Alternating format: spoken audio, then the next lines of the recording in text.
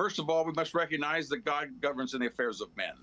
And so there was a time when those that have controlled the Latin America, the Philippines, King Philip, they said that they wanted to shut down Britain, and that was where the Anglican Church was, and they had the the Spanish Armada, and the British were not able to defend themselves. The English were, but God came along, took that Spanish Armada, slammed it up against the rocks in the coast of Scotland, sunk 66 ships, over 20,000 sailors, and King Philip.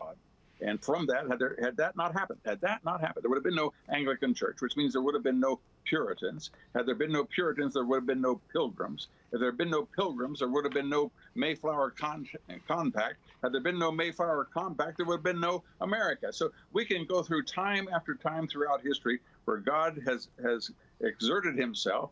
And I look at the 1930s, when communism was on the march, when Nazism was sweeping across Europe, and America had chosen that it was not going to get involved. And in 1941, when it was attacked at Pearl Harbor, we had the 17th largest army in the world, smaller than Romania.